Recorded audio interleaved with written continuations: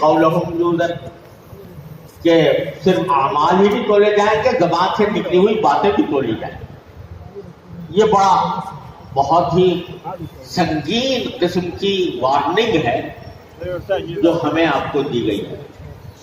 اللہ تعالیٰ نے قرآن کریم میں فرما دیا ما یلفظ من قول الا لدیہ رقیب عتید، انسان جو لفظ بھی زبان سے نکالتا ہے اس کو ریکارڈ ہو رہا ہے اللہ تبارک و تعالیٰ، رقیب عتید، اس کا ایک نگہبان ہے بالکل ہر وقت،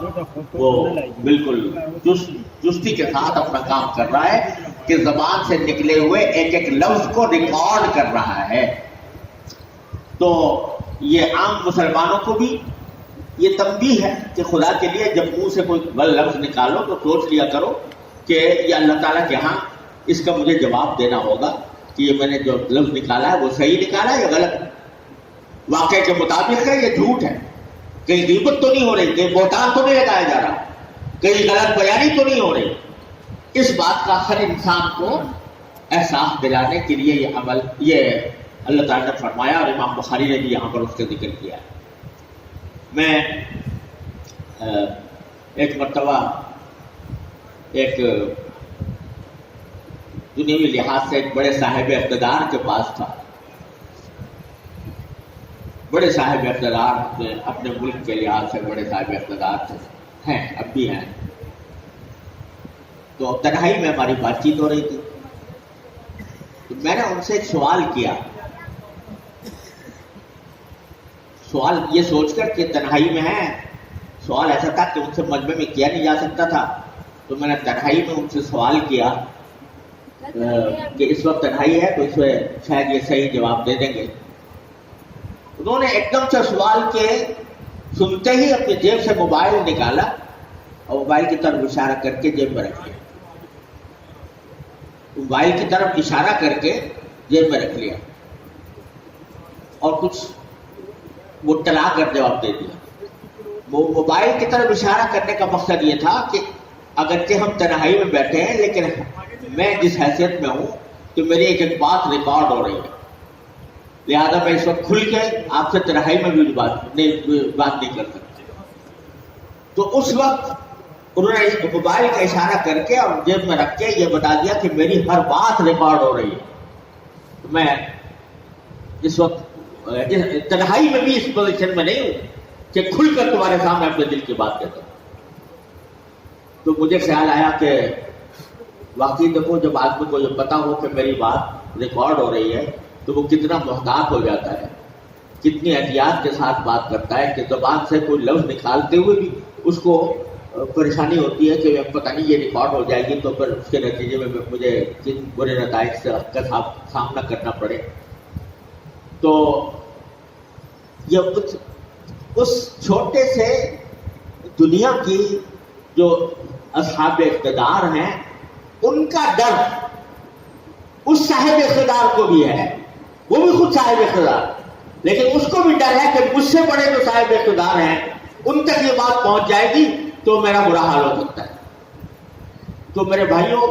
ہم سب کو اللہ تعالیٰ نے یہ بتا دیا ما یلفظ من قول الا لدیہ رقیب عتید، جو لفظ بھی انسان نکالتا ہے اس کا وہ ریکارڈ ہو رہا ہے، اور جب ریکارڈ ہو رہا ہے سنایا جائے گا تو سب کچھ پتہ چل جائے گا، کب جھوٹ بولا تھا، کب غیبت کی تھی، کب بہتان لگایا تھا، کب کسی پر بے تحقیق الزام عائد کر دیا تھا، یہ سب ریکارڈ ہو کر اس کا جواب دینا ہوگا۔ وَقَوْلَهُمْ يُوزَنْ، ان کا اقوال بھی بولے جائیں۔ یہ اتنا بڑا سبق ہے امام بخاری کا، اگر حقیقت جاتے ہوئے آخری حدیث کے آخری باب کے اندر اگر یہ سبق ہمارے ذہن نشین ہو جائے، جو اور علمی تحقیقات ہیں، علمی مباحث ہیں، وہ دھرے رہ جائیں گے، لیکن یہ سبق جو امام بخاری دے رہے ہیں کہ اپنے اعمال میں وزن پیدا کرو، تمہارے اعمال بھی تولے جائیں گے، تمہارے منہ سے نکلی ہوئی باتیں بھی تولی جائیں گی، اور آپ جب صحیح بخاری پڑھ کر اور بحثیت عالم دین بعد دنیا کی میں نکلیں گے، دنیا عمل کے کارزار میں داخل ہوں گے، تو یہ اور ہی ایک ایسی چیز ہے کہ جس کے ذریعے آپ دین کی خدمت کریں گے۔ وہ قول چاہے تقریر کے ذریعے ہو یا تحریر کے ذریعے ہو یا فتویٰ کے ذریعے ہو یا تعلیم و تصنیف کے ذریعے ہو، تو ہمیں یہ سبق دے دیا کہ جو قول بھی ہو چاہے زبانی ہو یا تحریری ہو، اس کو یہ سوچ لو کہ وزن کیا جائے گا۔ میرے والد ماجد قدس اللہ تعالیٰ عنہ نے اس موقع پر ہمیں یہ نصیحت فرمائی تھی کہ جب بھی وہ ایک تحریر کے بارے میں خاص طور پر فرمایا جاتا ہے، میں نے ایک کتاب لکھی تھی اس کے بارے میں فرمایا تھا کہ جب بھی کوئی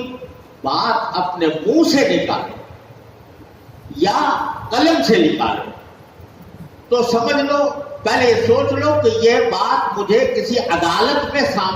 ثابت کرنی پڑے گی، اور عدالت میں ثابت کرنے کے لیے اگر میرے پاس ثبوت موجود ہے تب تو میں یہ کہتا ہوں، اور اگر ثبوت موجود نہیں ہے تو پھر اس سے رک جاؤ۔ اس لیے کہ یہ بھی ہو سکتا ہے کہ دنیا ہی میں تمہیں عدالت کے اندر طلب کر لیا جائے اور تم سے ثبوت مانگا جائے اور تم وہاں پر پاگلے جھانکو کہ میرے پاس ثبوت نہیں ہے۔ کتنی مثالیں آپ دنیا کے اندر دیکھ رہے ہیں لوگوں کی کہ منہ سے بات نکال دی، ثبوت تھا نہیں اور عدالت کے اندر پکڑے گئے۔ اور اگر یہاں دنیا کی عدالت میں نہ پکڑے گئے تو ایک آخری عدالت تو آنے والی ہے اللہ جل جلالہ، وَنَضَعُ الْمَوَازِينَ الْقِسْطَ لِيَوْمِ الْقِيَامَةِ۔ اس عدالت میں پکڑا جائے گا، تمہارے اعمال بھی، تمہارے اقوال بھی، تمہارے منہ سے نکلی ہوئی باتیں بھی پکڑی جائیں گی، اور اس کے بارے میں تمہیں پھر جزا و سزا کا سامنا کرنا پڑے گا۔ تو جو بات نکالو منہ سے یا قلم سے، تو